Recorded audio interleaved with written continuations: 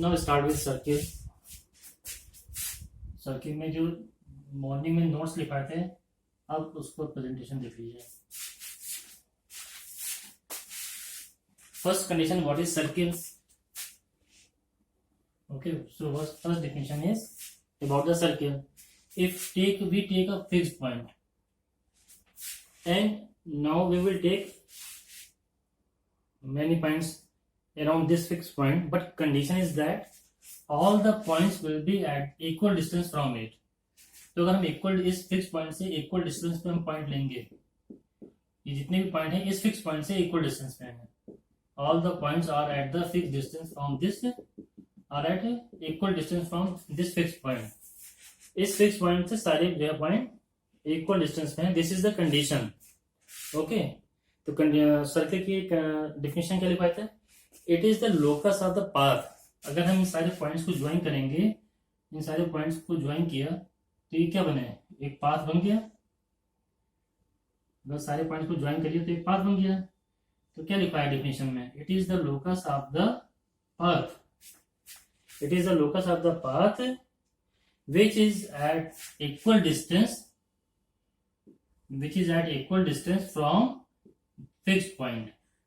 Okay, तो fixed point से जो equal distance पे जितने भी point होते हैं उन सबको join करने पर जो path बनता है वही circle बना कहलाता है। This is known as circle. अब this fixed point is known as center of the circle. This fixed point is known as center of the circle. Now what is the radius? Okay,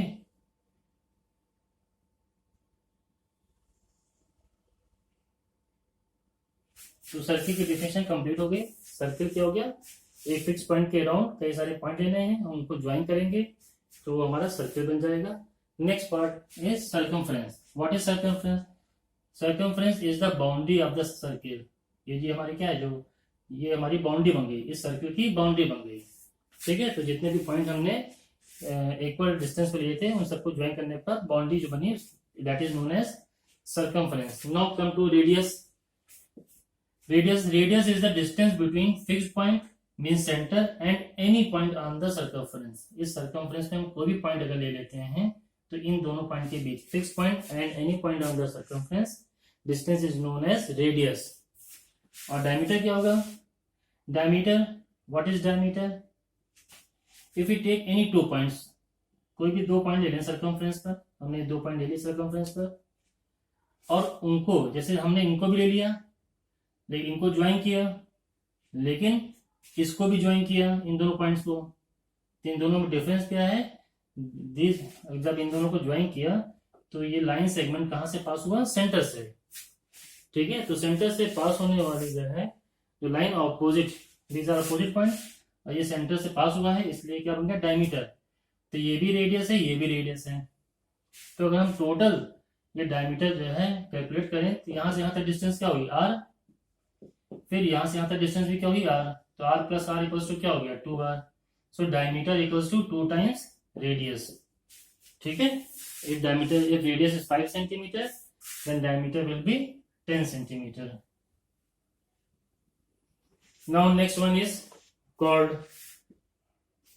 What is chord? If we take any two points on the circumference of the circle, जैसे एक ये point ले लिया, एक ये point ले लिया, इन दोनों पॉइंट को ज्वाइन कर दिया, इन दोनों पॉइंट को ज्वाइन किया तो क्या हो गया? This is known as the chord A B. This is chord A B. जब chord को ड्रॉ किया तो सर्किल के दो पार्ट हो गए। ये सर्किल हमारा दो पार्ट में डिवाइड हो गया। This is first part and this one is second part.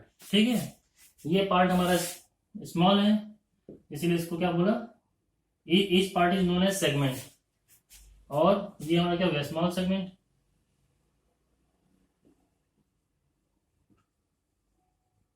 ये हो गया, ये स्मॉल की जगह ये भी कर सकते हैं minor segment. This is minor segment, और जो ये एरिया बड़ा था इसका, इसलिए क्या हो गया? Major segment. This is known as major segment.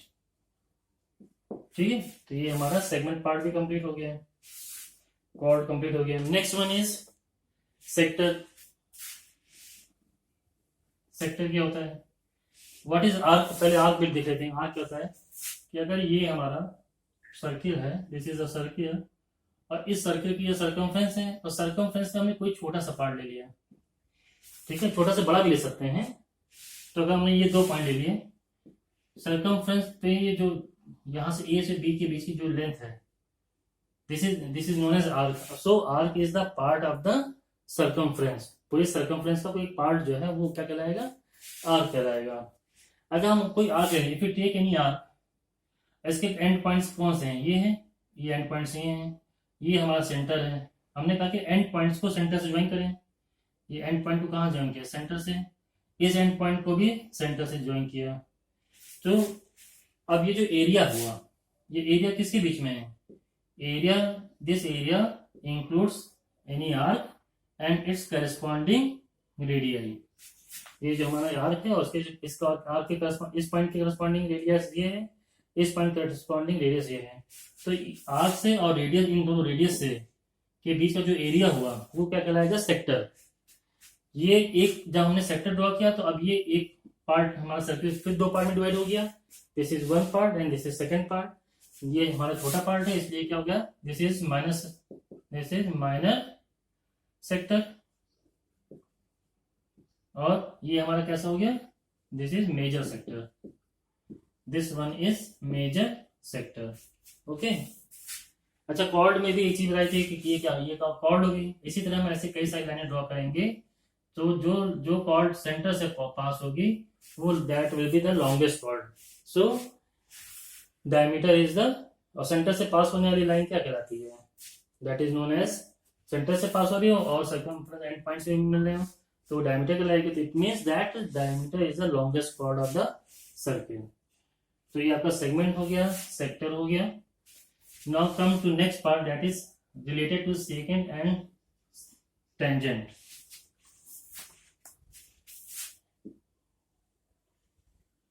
अगर हम कोई लाइन ड्रॉ करें, if you draw a line, not line segment, if you draw a line and it cuts a circle at 2 points, then this line is known as secant. तो AB is the secant of the given circle. Okay.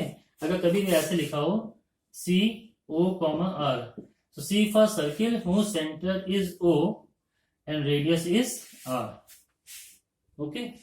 Now एक line draw की, line ने क्या किया, circle को 2 point पर intersect किया। इसका मतलब क्या होगा कि AB is the secant of the given circle.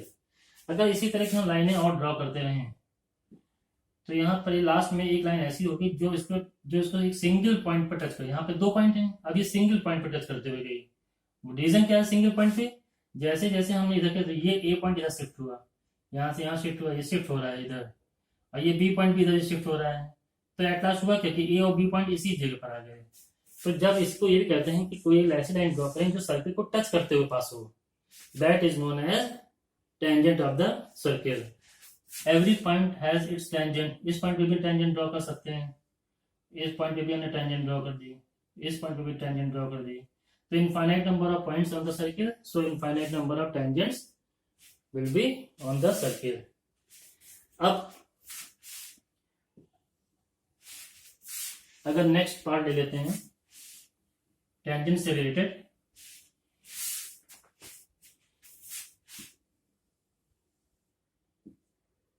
this will be a tangent to the circle, this line? No, because it intersects the circle at 2 points. So inside the circle we cannot draw any tangent. At the circle we can draw only one tangent. Clear? और अगर हम ये inside हो गया point, अगर इस यहाँ पर हम पॉइंट ये ले लें तो इनसाइड पॉइंट कोई भी टेंजेंट ड्रॉ नहीं होगी। On the circle one tangent can be drawn.